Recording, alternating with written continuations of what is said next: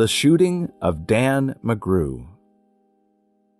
A bunch of the boys were whooping it up in the Malamute saloon. The kid that handles the music box was hitting a jagtime tune. Back of the bar in a solo game sat Dangerous Dan McGrew, and watching his luck was his light o' love, the lady that's known as Lou.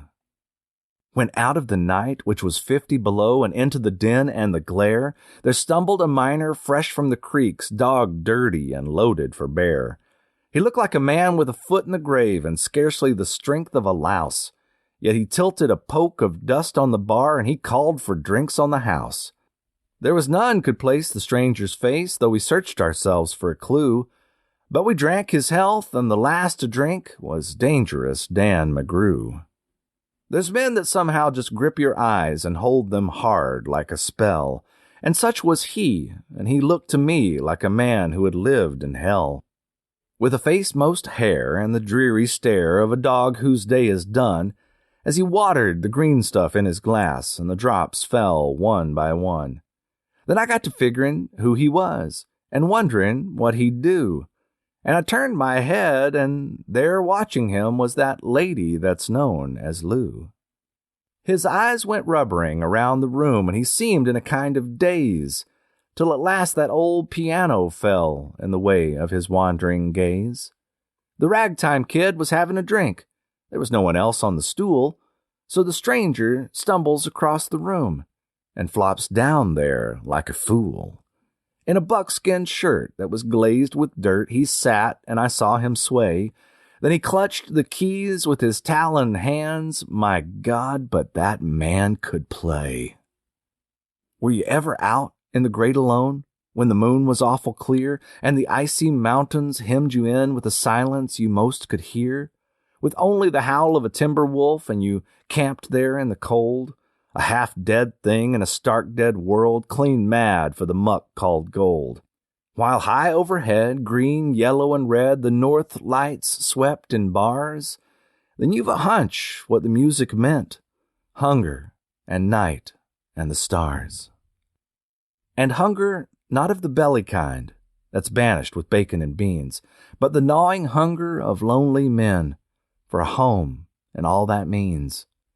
For a fireside far from the cares that are, four walls and a roof above, but oh, so cramful of cozy joy, crowned with a woman's love.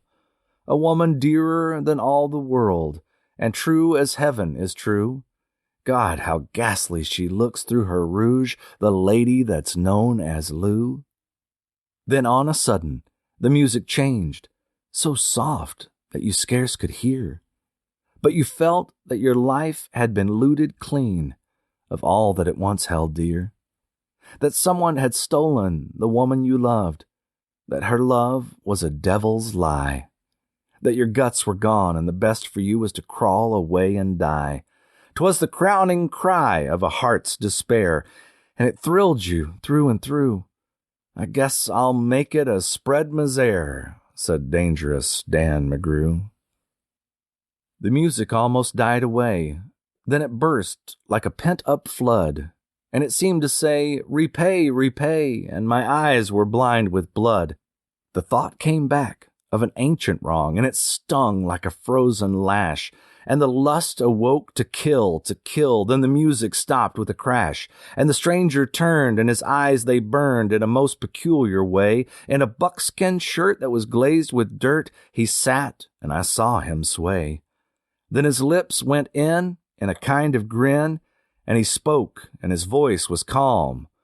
"And boys," says he, "you don't know me, and none of you care a damn. But I want to state, and my words are straight, and I'll bet my poke they're true, that one of you is a hound of hell, and that one is Dan McGrew." Then I ducked my head, and the lights went out, and two guns blazed in the dark, and a woman screamed, and the lights went up, and two men lay stiff and stark.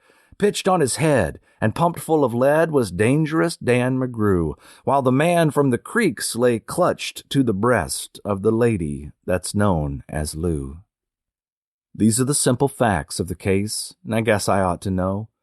They say that the stranger was crazed with hooch, and I'm not denying it's so. I'm not so wise as the lawyer guys, but strictly between us two, the woman that kissed him and pinched his poke was the lady that's known as Lou.